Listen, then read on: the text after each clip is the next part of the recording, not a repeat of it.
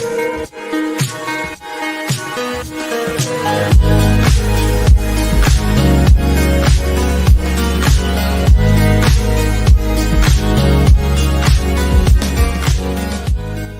listening to the Claret and Big Blue podcast on the Pass the Gravy Podcast Network. Who do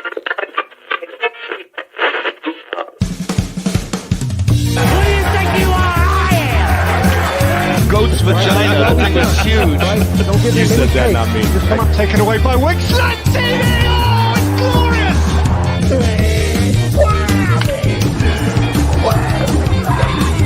Play action. Over the middle. Touchdown, Giants. Give me a hell yeah.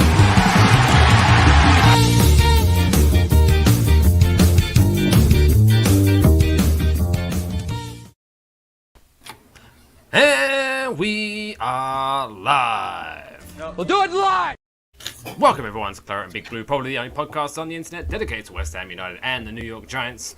That's right, football and football balls. For everyone's taste, I am Mike Fish and I am joined as always by Mr. Alex Middleton. Alex, how you doing, buddy? What's happening, dude? What's up? Not much, same shit, different day, as they say. Before we get into the sports, did you have a fun weekend? Did you get up to anything interesting? My girlfriend's out of town, so I didn't do anything all weekend. I just hung out. It was pretty tight. Did you do the usual where you're like, oh, she's out of town, I can do whatever I want, and then very quickly you realize, I don't want to do it? It's not really any... Yeah, I was just like video games and watch TV, so that's about it. It's because it's now, I don't know, can't remember how old you are, but I'm mid-30s. But yes, now it's become, rather than, oh, I get to do so much more things, it's, now I get to do less things. It's so Right. exciting. I just was like in and out of naps all day Saturday. It was pretty tight. We had a little bit of rain. Did you see that we had A hurricane, right? Another reason why I don't like the French. Henri. Mm-hmm. Just one more thing. Came through. So yeah, that was fun. I was like driving home from Brooklyn when the heavens opened, and within minutes I was driving like this. Doesn't make any. You're not gonna understand, but it's a thing, a road that goes all the way up Manhattan called the FDR, and Franklin Delano Roosevelt, I believe, is what it stands for. but then, and that's normally like drive up there like 60, 70, 80 miles per hour. No one gives a fuck. Everyone was like 20 miles per hour. Can't see shit. Ah, that's the worst, dude. 6 inches to a feet of water sometimes. It was like terrifying. Yeah, that's like Texas. Like every couple of like months, it does one of those where it's like, oh, tight, houses are flooding again. Neat. And like, there's nothing worse than like you can't see, like your windshield wipers can't even keep up fast enough, and you're just like, all right, please don't hit anybody. Please don't hit anybody. Please let me see your brake lights. There was a little part of me that was like, this is so fucking cool. But then there was one point where Most of it's like, I might die. because there's a part where the oncoming traffic is slightly risen up. And so as they're coming this way, their water splash is just coming down on Yeah, dude. And you're like, for a split second, but you're just like, I can't see anything. And you're just And like, there's an freaking the fuck 18-wheeler, and they're not affected by it at all, so they're just like, and you're like, oh shit, oh no.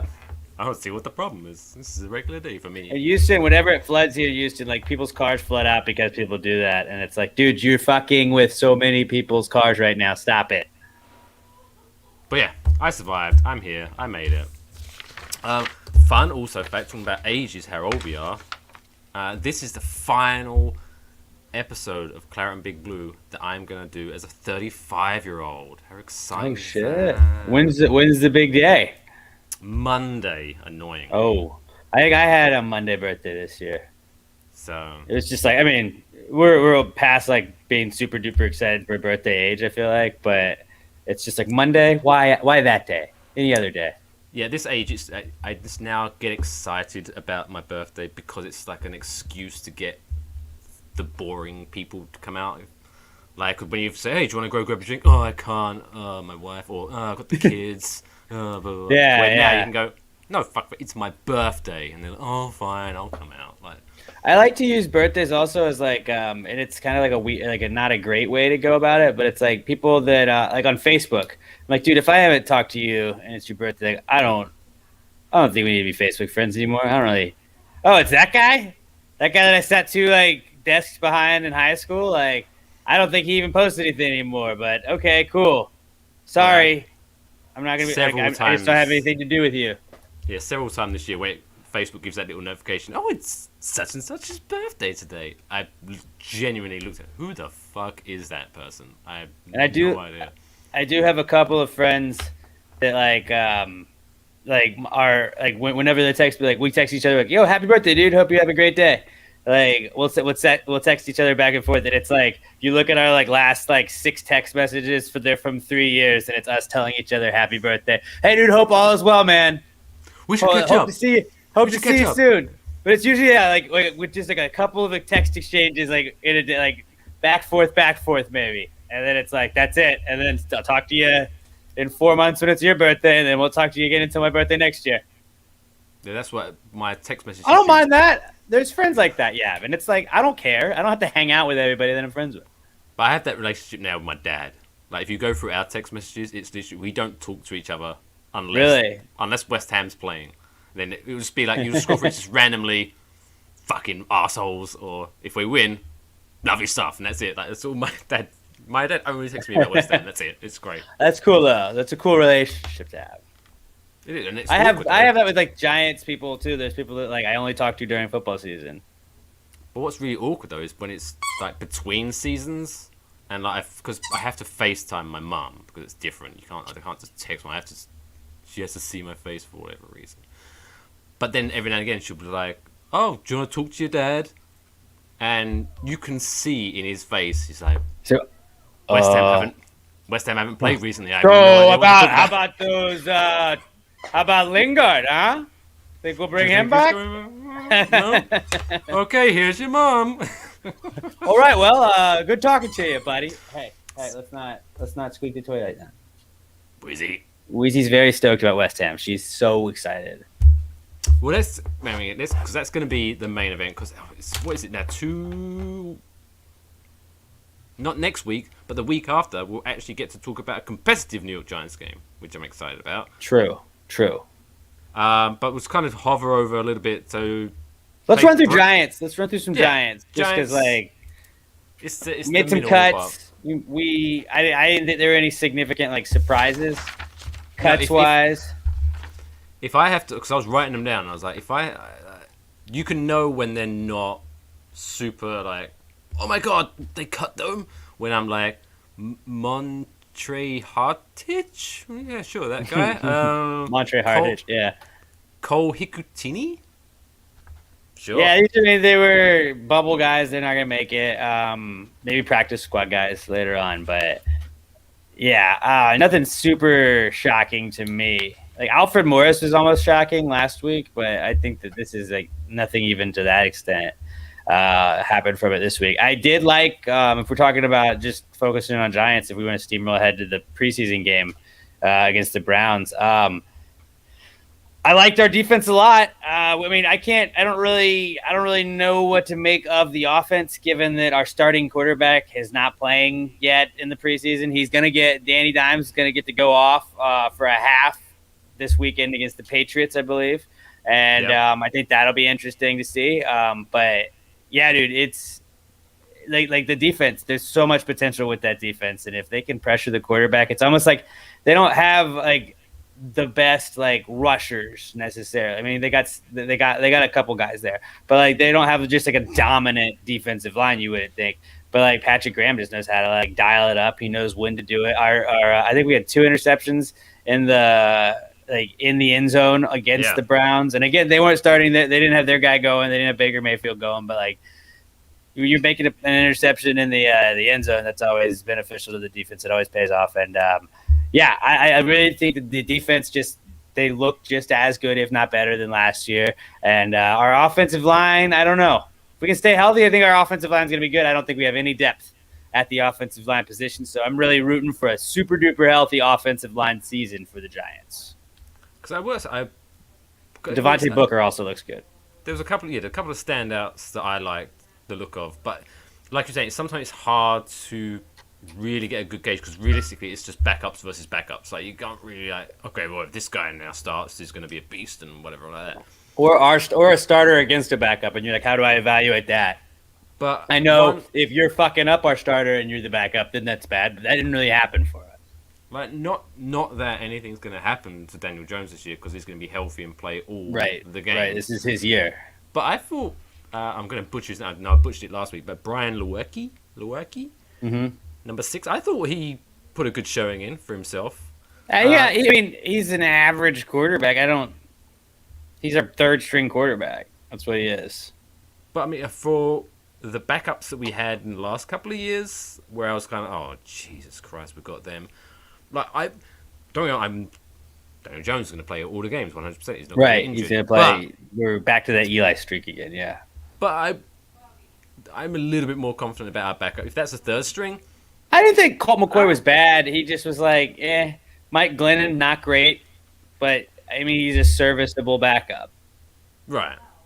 But another interesting one, because this is where Joe Judge must see something in this guy, because one of the guys who stood out, and he was busting his ass to try to make a name for himself, was Matt Cole, who is a wide receiver, but I guess we're loaded finally. Loaded in wide receiver positions. So rather than him being one of the people that's going to be cut today, I guess Joe Judge definitely sees something in him. It was like, hey, we'll just find you something to do. And he put him I think he was at cornerback. Where did Joe Judge come from, though?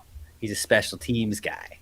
So I think like Joe Judge made a couple of like moves, like a couple of trades and stuff that he made. We're just like, that guy's gonna be like, hopefully that's gonna be a guy that punches out a ball on a kick return at some point. And we're like, all right.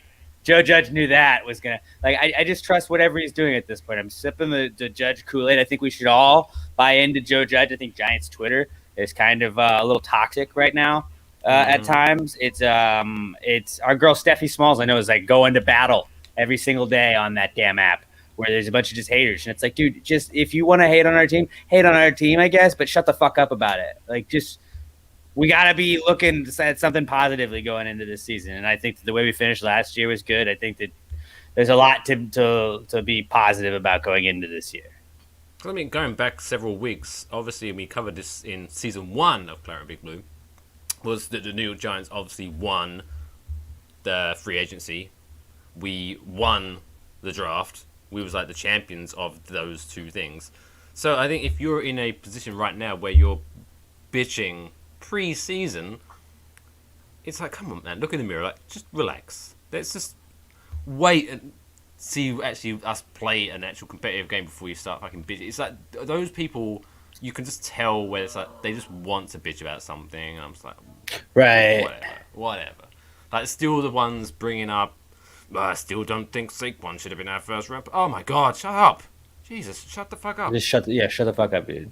Get over it. It's done. He's on our team. We want him to do well.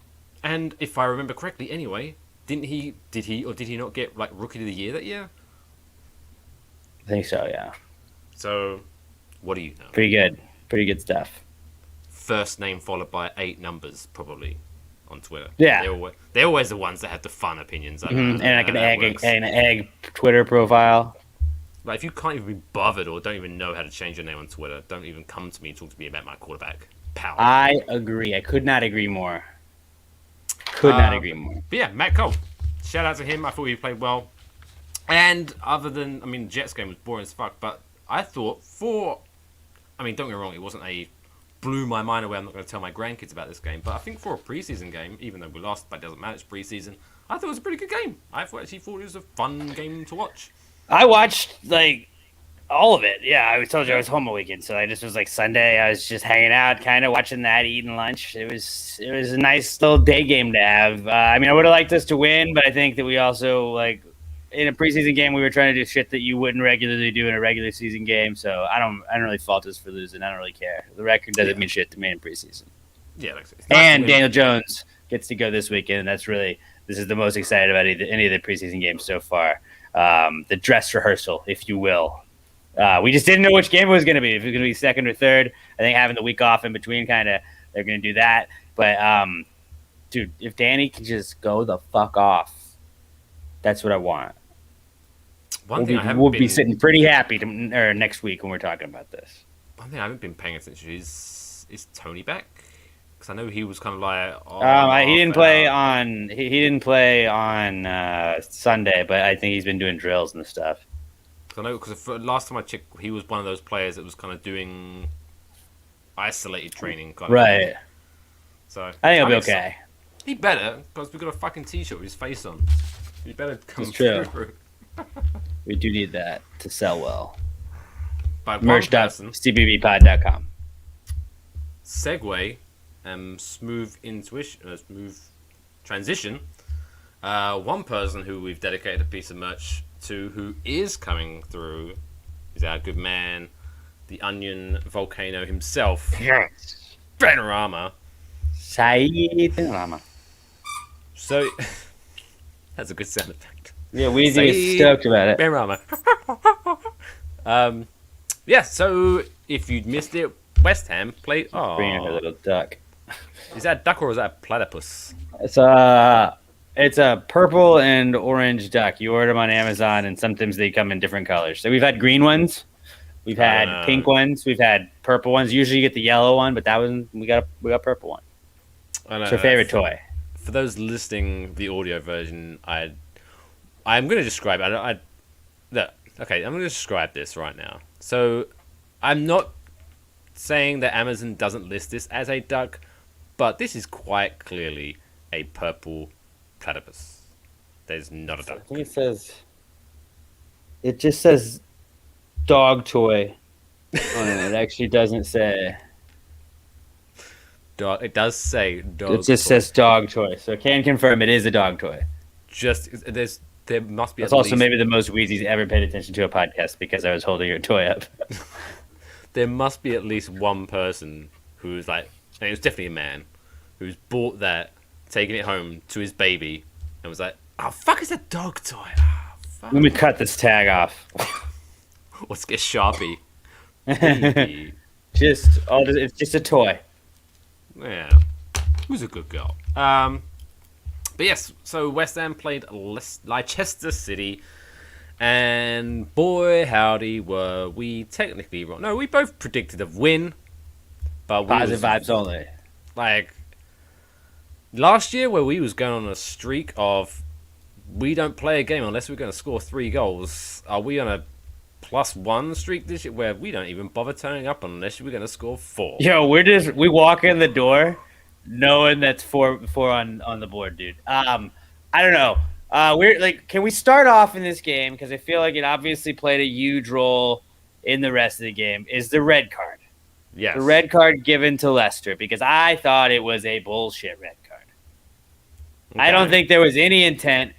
I feel like the biggest mistake was him kind of waving it off at first. I think he should have given a yellow. And I think if he had given a yellow right off the bat, then it stays a yellow, and they don't do the red. I mean, it obviously benefited West Ham. Benefited West Ham, but I thought that it was a little much for a red card. As far as I'm aware, I could be wrong. I mean, I'm not talking about this necessary isolated incident, but I do believe because the ruling of VAR is to correct a clear and obvious mistake by the referee, I do believe even if he had been given a yellow card, if VAR has said, actually, you should take a look at this. I'm pretty sure I've seen it in the past where they have gone, actually, no, yellow card's gone, it's a red card now. So that wouldn't have saved him, I don't think. But, well, it was. I actually was like taking a piss when the foul happened, and I heard him like talking about it, and then they were showing the replays, and I thought they were looking at Fornals for a foul, and I was like, well, that's definitely not a foul. How would that be a foul on Fornals? And then it was like, oh, and I was like, okay, well, I mean, like there was no foul occurred on this play, and then they're like, oh no, it's on. Was it Gomez or whatever his name was?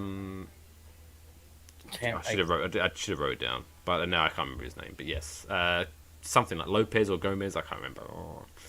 I'll get it. Hold on. This isn't a Leicester podcast. Perez.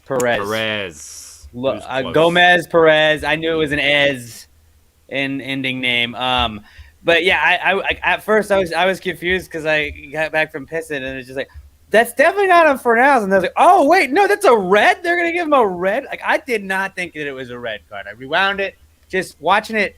Like, it's one of the things where it's like that, like in college football, the targeting rule where you just get sent off and they're like, well, we looked at it and it's like, yes, when you slow down a football play going any speed and there's something like somebody steps on a foot, or in football when somebody's lowering their head trying to make a tackle and the other guy lowers their head at the same time, it's like it looks so violent when you've slowed it down and you're going frame by frame by frame. But in reality, like people don't react that way. You don't have time to react that way. I don't think that there was anything malicious in what he was trying to do.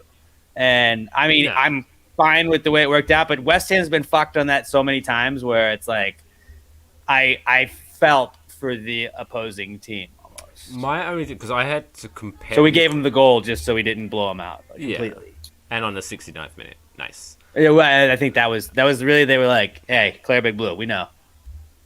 But the only thing, so the comparison I made it to was the Balbuena red card from last year where it's not exactly the same because he actually kicked the ball, but then he followed through and then hit the guy in the leg, and he got a red card for that, which was later rescinded. But the only thing I can... Yeah, whereas 3 of the 4 last year were rescinded. Yeah. But I think I don't believe that there was the intent to hurt Fornals there. But I think what it was that wrote his death card was that, because obviously he was off balance, so you could tell he was like, oh shit, like, I'm falling over.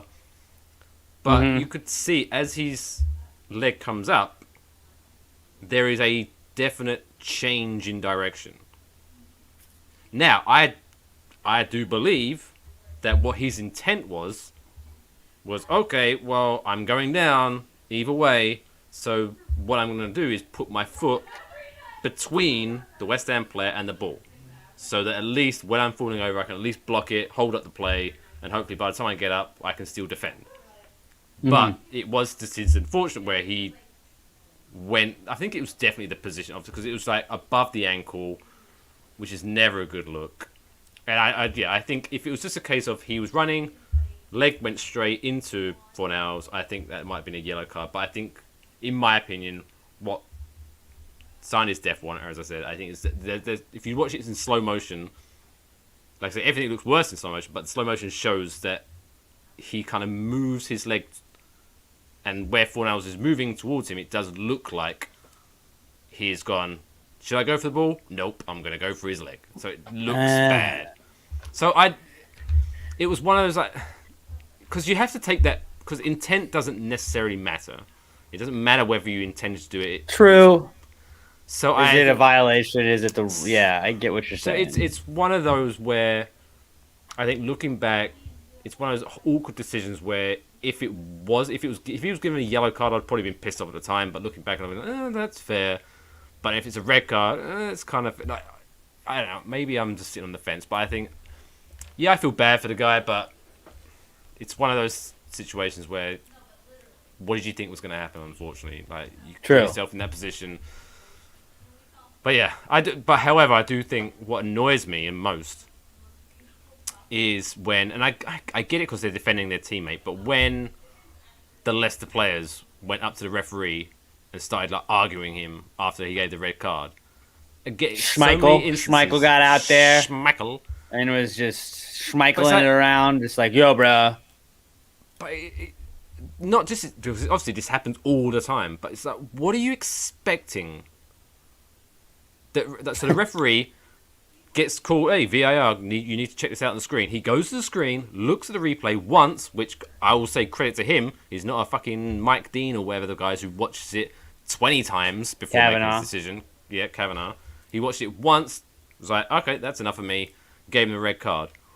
Did Kasper Schmeichel seriously believe, by going up to him and going, that wasn't a red card, that the referee was going to go, oh, wasn't it? Oh, okay, my bad. I've always wondered that, like, I understand it's the same way in baseball too. And I think in baseball, a lot of times, you're gonna get thrown out, and like it's gonna rile up your team. That's why managers try and get run. But like, I understand the logic because like when it happens in the moment, you're just like, what the fuck, dude? Like you're angry. So I understand like to an extent, but it's like, yeah, I do. Like I've never seen a time where they're like, okay, well he yelled at us. Actually, in the NBA they do that. LeBron bitches at officials and they'll be like, okay, nope, foul. It's a foul. LeBron asked me to call fouls like that from now on, so I'm doing that. So the NBA is fucking stupid compared to like every other league. So. But I mean, I guess while we're on the subject of refereeing, things like that, before we get into the actual goals and the fun of it, other than that red card, what's your opinion on the refereeing this year? Because I think it's carried over from the European Championships, where the referees seem to be, I don't know whether they're like, so that's paperwork for me, but they seem to be way more happy to like, oh, that's not a foul, keep going, come on, get up. Well, it was 100%. I definitely agree with you. Going back to what we were talking about last week a little bit, where the just play on kind of rule. Like, did you see any of the City game?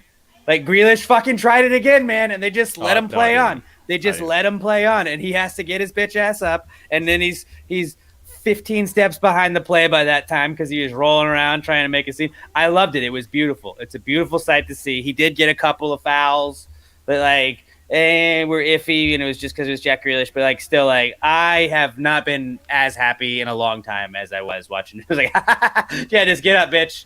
Yeah, they're just gonna move on without you. Nope. You jumped down on your own. That was on you. Maybe that's it. Maybe that because everyone's been talking about how we had a couple of Sam was that yesterday, and I think Antonio kind of went down at one point and like looking to see if he got a foul, and that didn't happen.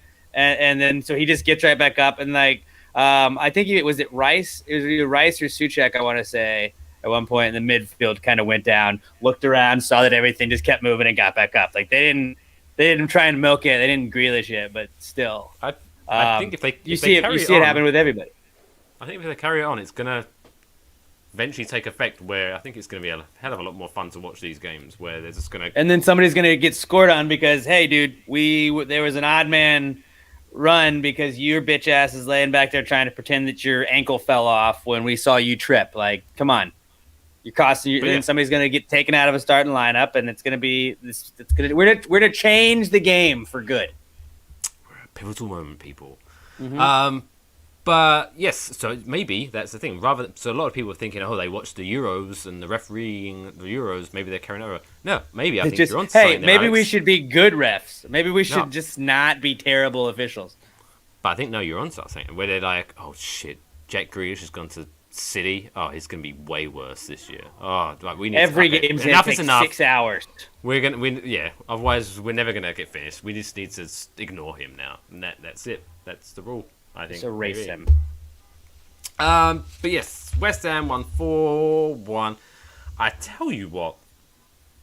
I mean, obviously they're not going to be goals of the season, but I think all 4 goals were really fucking good goals.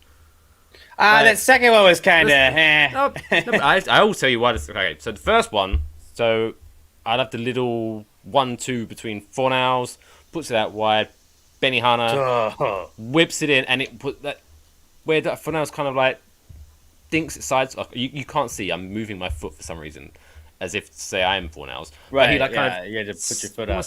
Side tapped it from. No, it just puts it right in the side of the net as opposed to where it looked like it was going, and Schmeichel completely it caught him off guard. It was a thing of beauty, and then the second goal was cool, but it was just like Schmeichel fucked up on that, and that should not have been they shouldn't have had an opportunity for a goal at that point. But why I liked it is because, so obviously I don't know the guy's name, but the Leicester defender went to pass it back to Schmeichel, but then hardly put any power into it. So Antonio was like, "Oh, I can take it," and so Schmeichel was way out of position. But I liked how Antonio. Credit to him because, again, he was only 1 goal at this point, still away from breaking the record of all-time Premier League goal scorer for West Ham. Mm-hmm. I would not have begrudged him to be selfish, but I don't know if he had the angle. I think he would have scored still, probably, but like he knew Benny had a wide open net and was just like, nice boom, little pass, boom, it's fantastic. And I like hey, we're a we team, not a me team this year. That's what we do here. We do the extra pass. If you watch Ted Lasso, that extra pass, very important. And also, Antonio's like, look, I got 2 goals coming my way anyways. I don't fucking care. Like, here you go, dude. I don't need a hat trick. It's already a day about me anyways. Benny, here, now you can have your 2nd goal of the year. We're good. And Benny had also had that fucking awesome pass, the assist to Fernals right before that. So I thought it was kind of like a little bit of like, hey, appreciate you passing it when you needed to pass it. Here's a little pass to you. Why don't you put it? And Ben like made it harder than he had to do. Like I felt like he didn't need to place it where he could have just tapped it, and he kind of like tried to make it a better shot than it was. It went in. It didn't matter, but I don't care. He's the Onion Volcano. I think he's like that guy that you tell your friends about. Like with in football, it's always happened. Like in NFL stuff, where it's like, oh, this guy, he's gonna be really good, dude. Just believe me. Like he's gonna pan out. It's gonna work. And they're like, dude, I don't know, man. I don't know if Kevin Boss is really gonna be a good tight end, dude. I'm like, dude, he'll be fine. And Kevin Boss, maybe not in the long run, but like in that one season we won a Super Bowl, he was a fucking killer tight end. And that was his rookie year. And Ben Rama had to like adjust to the Premier League for a little bit. They kind of had to move some stuff around. He wasn't getting the starting time he needed probably. And then this past offseason, I don't know what he did, but he picked it up. He's picked up the game, and just like I'm assuming he's going to score a goal every single game now. The Onion Volcano is going to be a thing. Him and Antonio are going to score 38 goals this year. I love it. But then Leicester scored. Doesn't matter because I wasn't even mad. When we're winning 2-0 and we get one back, normally last year I was like, oh fuck, here we go. But again, when was that goal scored? Minute 69. Okay, you're right. All right, nice. It's nice. Whenever you post anything related to that, I always think of that South Park bit. I was like, nice. It's the most. Like sometimes I'll ask her, I go like, "Hey, how many is this?" And she'll be like, "What?" And I'm like, if I ask her like, "What number is that? Can you see the score? What is the score?" Like, it's always 69. It's always 69. She's like, "Okay." So I don't even look at the screen. I know it's something to do with 69. It's just at this point, she's like, "It's 69." It's the But maturity of a 12-year-old. Hey, you got to stay forever young. I'm fine with that. That's one way to do it. So they scored, which I wasn't that worried about because it wasn't like we just. I was worried. No, well, it was. But then I would have been worried we if it was like if our defense just fell apart and it was like, oh shit, here we go. It was a Cresswell clearance and it just, it was unfortunate where it just hit the Leicester player and he had to. So it wasn't. They didn't break us down. It was just a very unfortunate goal. But then, 10 minutes later, Antonio gets the goal of the match, just simply because of what it meant, which again was a beautiful goal. That was the spin one, right? Where he basketballed him, right? Or was that the second one? Rice whipped it in, and he had his back to goal with a defender like all over him. But he just took a ball out. I was like, who's he gonna pass it to? And didn't pass it. Didn't have to. He just span around and belted that ball into the back of the net. It was beautiful. And then he picked up the cutout of himself, kissed it, did the "I'll have the time of my life" with it. That was great. Although I wish he would have run over and pet the carpet. In an interview, Sky Sports in the UK, I think they showed it on NBC, where he was trying to reference the movie, and I can't remember what one he said it was, but it was like, no, MacLeod, that is not the movie you're referencing at all. You've got that wrong. I can't remember what it was, but it was like, no, that's Dirty Dancing, my friend. And then later on, even the West Ham account was like, yeah, Dirty Dancing. Hey, look, he doesn't need to know movies if he scores goals every game, all right? Just give me 2 goals a game from Antonio and 1 from Benny, and I would say we have a pretty solid shot at finishing the top 6 this year. And them finishing up towards the top in scoring. 4 minutes later, Vladimir, one of our checkmates, Vladimir whips it in. He collects it, chips it over their defender beautifully, and then just, I don't know, like studs it. Like it was a weird finish, but he was like, just got his foot to it, studs it into the goal. 4-1. Embarrassing. Kasper Schmeichel, that's what you get for making fun of England, for saying, oh, when has it ever been home? Yeah, it's coming home now, bitch. Kasper Schmeichel, 4-1. That's what you get. Yeah, Pretty solid. awesome. Pretty solid outing. And little stats, 52% possession, which is our second game in a row where we've, I wouldn't say dominate possession, but we've had the majority of the possession, which is nice to see. Second game in a row, 0 cards, no yellow cards, no red. So we are like Disciplined. We are a disciplined team. Do Do we get like some sort of like? Are we gonna make Champions League on like the nice play thing? I know that there was No. one year that we got into something from like Yeah, we were that- the nice players, and it was like, well, West Ham they played nice, so based on those rules, they get in. So this was a year. So it used to be called the fair play rule, where Fair play. That was the close. nicest team basically got given a European spot. And I remember one year where it was like it was It could be like the between- worst team. But it was like, I remember it was between us and Liverpool, and I think because fair play was such a meaningless thing. It was basically, hey, even if the team that gets the fair play award, if they're already in Europe, then we'll give that place to someone else. Basically, it wasn't like the second best fair play team gets it. It was like, so I remember it was us and Liverpool, who was like, I think it was like 2-3 games left in the season where it was clear, like unless these teams had 5 red cards per game, it was like it was going to be one like of a these fight teams. broke out. Yeah, so it's going to be us or Liverpool. And I remember sitting in the pub in England. We was watching Liverpool versus, I don't remember who, but I think Steven Gerrard. I think it was Steven Gerrard, if he was still playing at the time. But I remember he got sent off, which meant West Ham went above Liverpool in the fair plays. And the pub just erupted, like finished red cards. Like, yes! It was hilarious. But it was like the most weirdest. I'm celebrating every time Liverpool got a card. That's It's like gonna a help high us. school. It's like the all academic team, which I'm not saying isn't like good to be on, but it's like I don't give a fuck if the quarterback has all A's. Like I don't care about this. Is he the all state guy or is he not? Like, well, we're in here for school. I get that, but it's like, who cares, dude? What a weird thing to do. But it's funny that that brings somebody like that gives somebody a bid and gives somebody a shot. It would also be hilarious if it was like the worst team in the league. Like, say Arsenal gets in this year, Well, right? at the time, Get it it? was. It wasn't Get the it? worst. Yeah. But I think we was See what I like did there? 12th or 13th when we qualified. But yeah, hilarious. But yeah, fun stats. That match. That here is like the most bizarre. I mean, I appreciate it's only 2 games in, so we're all positive vibes. But I don't want to get carried away. Most important 2 games, I would say, is how you start. It's about how you start. You got to set a precedent. You got to get momentum going. But what is the most bizarre? So there is 5 teams, I think, with 6 points.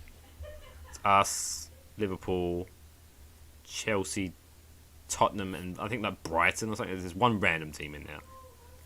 Yeah, I guess Tottenham was like, oh, they had that huge win over Wolves. They got another one. They Way to scraped go, a guys. 1-0 win with a penalty.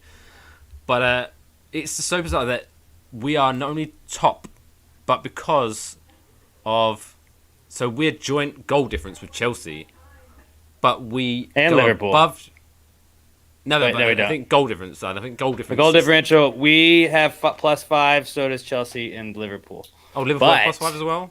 It's 4. It's It's 4 goals that- scored that have made us... And it's like... When you even again, it's only 2 games in, but the fact that West Ham are top because they have scored the most goals. Are more we than too Chelsea good and Liverpool. offensively? I don't know. People are saying it's. I mean, it's like it's been nice when everybody's like, oh, we gotta enjoy it while it lasts, buddy. I'm like, hey, buddy, I can't hear you. We're all the way up the top of this table right now, pal. What? Yeah, I give him that Mikel Ryan Antonio- Gosling gif where I'm just like, ew. Mikel What are you, one Antonio of those has lowly worst scored. 19 teams? Mikel Antonio has scored more goals this season than Tottenham have combined. That I don't know if that's good, but it That's sounds good. It sounds embarrassing. positive for us, not for Tottenham. Said Ben Rama has the same amount of assists as Tottenham has goals. Like Wow. levels. Remember this? Pretty good. Remember that? Pretty good. He's also tweet got as from a many while ago? goals too. Yeah. That these 2 teams are not the same. They're not. I get it. Ham They aren't the Far same. superior. We're class. We're a class organization. That's awesome stuff. and we're are we just the new Leicester? Is this us? Like, I'm ready to say it. Yeah, West Ham's gonna do it this year. Fuck it, dude. What if we do? What are the odds? What are the odds on West Ham winning the Premier League? I don't have it right now. I can look it up. If you can fill for a second, I'll look it up.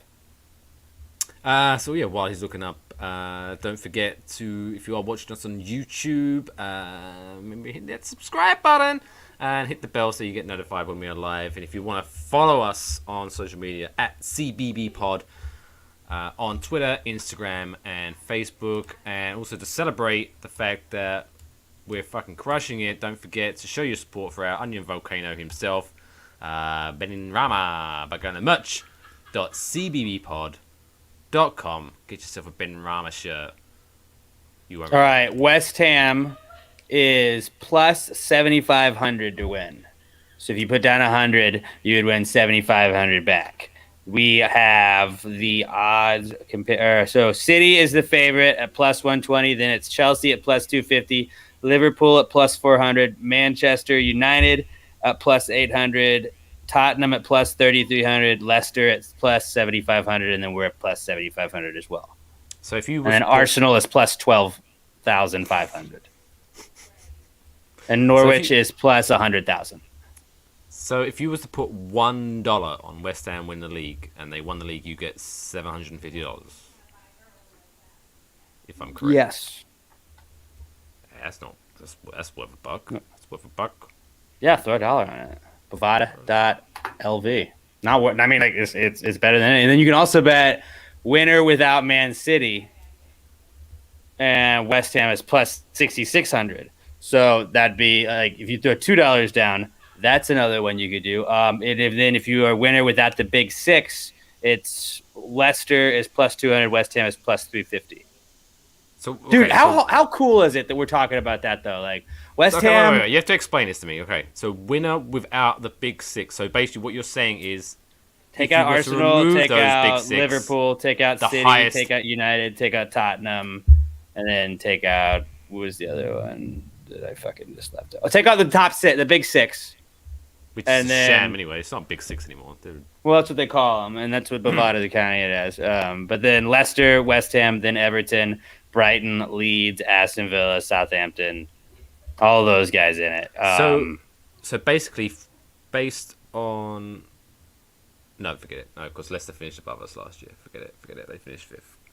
But yeah, so if you were to remove those 6 teams from the Premier League, the next highest person wins that. Right. So that what was West the odds on that? Plus 50, West plus 50 in that, and Leicester is plus 200, just slightly above us. Wait, you cut out for me a little bit. What was West Ham's odds? Plus 350.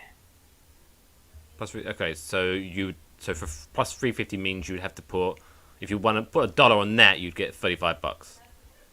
Right.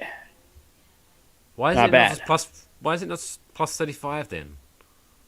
You would do like 35 to 1 would be another like those odds and stuff like that. Yeah, that would also work out. It just doesn't make sense, those numbers. You need to work and then situation. I'm trying. You can bet for the leading goal scorer. I'm trying to find anybody West Ham. Jesse Lingard is plus 8,000. I don't even think he's played. No, doesn't play for West Ham. Right, no, but I'm not. Yeah. I know he's not West Ham, but he's showing up ahead of anybody from West Ham. How have they not updated it? Like, you have at least got a Thomas price Souček is on... plus 12,500. Have they not got price on Mickey? Surely. Mikel Antonio plus 8,000. He's the same as Lingard. It's not a bad odds again. What about Benny? Down, $800. Yeah, just spread out like $50 and just $1 bets. Yeah. Somebody's got to come in, surely. Trying to find Ben Rama. Yeah, can't see it. Oh well. What's the? Bowen is plus 20,000. What is it called? Is it because Golden Boot is the top score? Is it Golden Ball or something like that with the top assists? Something like that. Ben Rama might not be bad. Shout for most assists in the Premier League. Yeah, I let me see if I'm not correct, I think he is joint top right now. I do believe. And you can bet teams to be relegated. Oh, dude, who should we put money on to relegate? Norwich? Arsenal. Not really. I don't really think they're going No, to. they're probably going to finish like 14th, 13th or something. I'd say Norwich, Villa, Yeah, Norwich isn't looking good and 'cause they're, Wolverhampton. Norwich have like lost both their games 4-0 or something like crazy like that. Norwich, all they do is like they just come up and they go back down, right? They're just a yo-yo team. Yeah, so I don't know what We'll the see odds would in be. 2 years, guys. Don't know what the odds would be on that. The odds for Norwich to get relegated. Yeah, I don't think you're going to get good money from that. It's minus 140, so you have to bet 140 to win 100. I mean, but like if you're that confident in it, then that's pretty easy money. True. I usually like on a bet like that, we don't have to talk gambling for the rest of the way. At Gravy Gambles, though, if you want to see my bets, I did go 8-0 on Saturday. That was pretty sick. Yeah, because you put plus 2.5 goals in the Leicester game, and there was 5 goals. Oh yeah, I was 3-1 Monday and I bet Sevilla to win in La Liga and West Ham and Leicester over 2.5. And I've been on a little bit of a hot streak, not to brag, but MLS and just soccer in general, I've been on a hot streak. But if we want to talk teams to get Gravy relegated, at Gravy Gambles, I post the bets every single day. To be relegated, Norwich is minus 140 the favorite. Then it's Crystal Palace plus 110, Burnley at plus 125, Watford plus 140. Newcastle plus 150, and Brentford is plus 275. But I would take Wolverhampton because I don't really think they have anybody. Plus 350, and then fuck Villa plus 1200. I'm just gonna throw money on Villa. I don't give a shit about Danny Ings. Somebody's gonna buy Danny Ings, right? Yeah, I don't think Brentford's going to go. Again, it's only 2 games in, but I think they've looked good enough to. I think they're going to scrape survival. I think they'll stay up. I think if I had to pick a second favorite Premier team, it's Brentford. Right, because they gave us Ben Rama. Yeah, basically that, and their owner's just a gambler. Yeah. Talking about gambling, so next game up on Saturday we have Crystal Palace. I'm feeling confident about this game because they have I don't know why they hired this guy, but they have Patrick Vieira as their head coach, who I believe the best thing on his resume is New York City FC. Did he manage them, right? I don't know. But anyway, that seems like a big step up. So far, they've played 3 games this year. 2 in the Premier League, 1 in the Carabao Cup. And they have lost 3-0, drew 0-0, and lost 1-0. They haven't even scored a goal in 3 games yet. I like that. I like that. And I like that a lot. So I'm pretty confident about this game. I think this is the game where we finally get our clean sheet. Because normally, the old West Ham, where I'd be like, well, they haven't scored a goal yet. Well, here comes West Ham to give them their goal. But nope. Not this time. I think we are going to continue our strengths. You have to say Antonio's going to get another goal. You have to say Ben's going to get another goal. And for some reason, I don't know why it just popped into my head earlier today. I think Cresswell's going to score like a free kick or something. So I'm going to go. Ooh, that's a good one. I'm going to go 3-0 West Ham. I'm nervous about this. I think we win. West Ham sometimes against teams like Palace and stuff like that, we tend to just not show up. I don't think that's this team this year. I'm going to say 3-0, and it's Benny scores. I think Suchek gets on, and then I'm going to say Dawson, because Dawson was close a couple of times the other day. So you think Antonio's going to take a rest this game? He's not going to score a goal? Fucking they make it 4-0. I don't know. I'm not trying to guilt you. I'm never right on who scores. I'm not usually right on who scores, so fuck it. I don't care. I just picked Dawson because Dawson seems like an outside the box pick.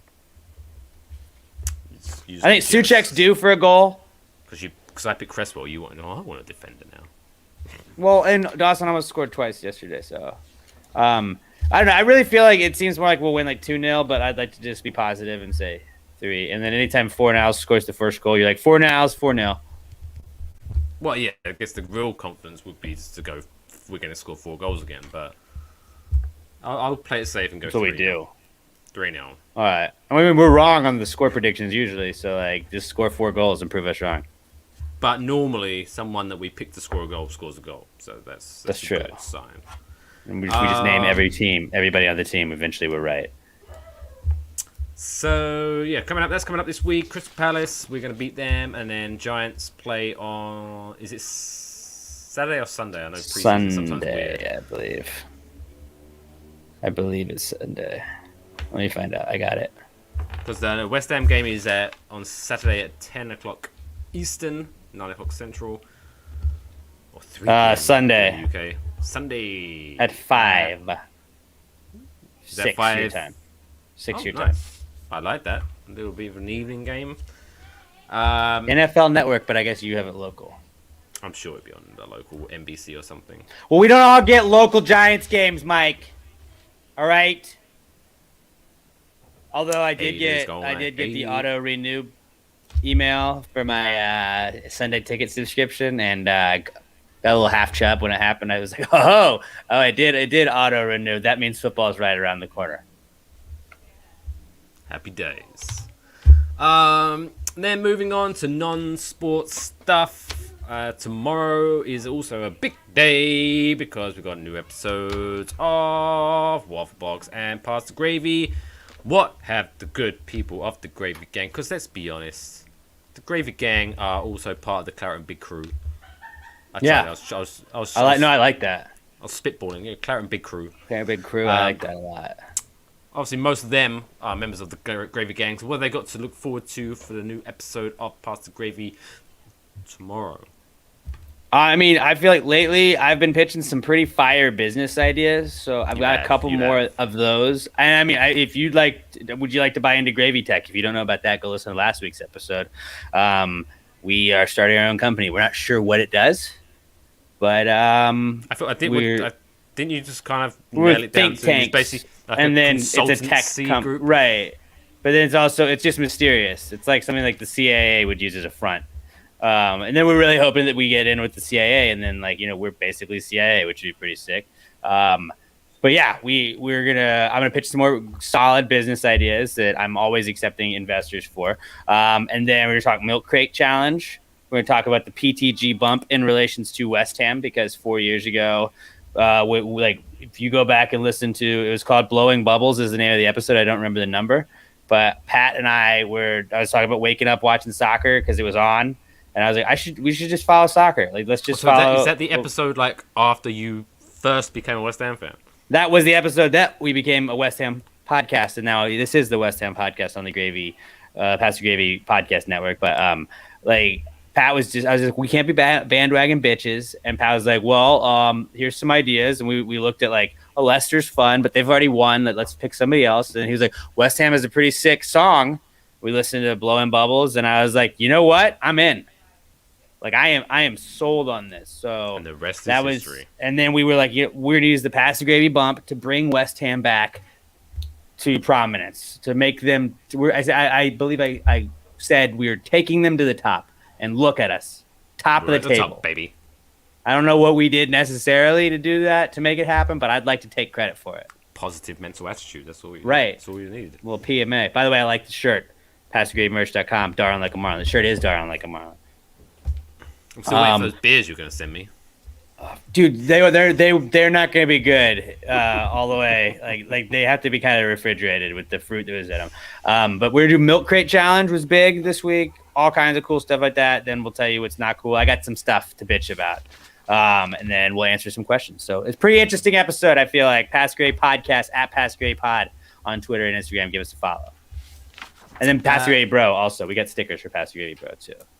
Now, so PastorGravyMerch.com. I like the black one. That's a pretty cool one. I'll send you one of these. I can send you this. And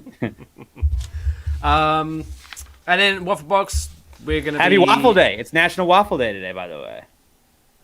I'll mention that tonight when we record it, but then we won't get released until you'll know that you were recording it on National Waffle Day. And that's the main thing. We're going to talk about OnlyFans pulling out of the game. And then also Jeopardy, their host being a naughty boy, and stepping down from the game, and a bunch of other random shit. But yeah, check us out at waffleboxpod.com, and then obviously follow us at waffleboxpod on Twitter and Instagram, and obviously follow Past the Gravy Pod on Twitter and Instagram, and PTGPN as well, because there's a whole bunch of other podcasts you should check out. And we need to get people to follow that more. yeah. But yeah, so that's it. Enjoy that. Enjoy Gravy Day tomorrow. Enjoy whatever day you want to enjoy. But until next week, obviously, don't forget... Seahorses forever. See you next Tuesday.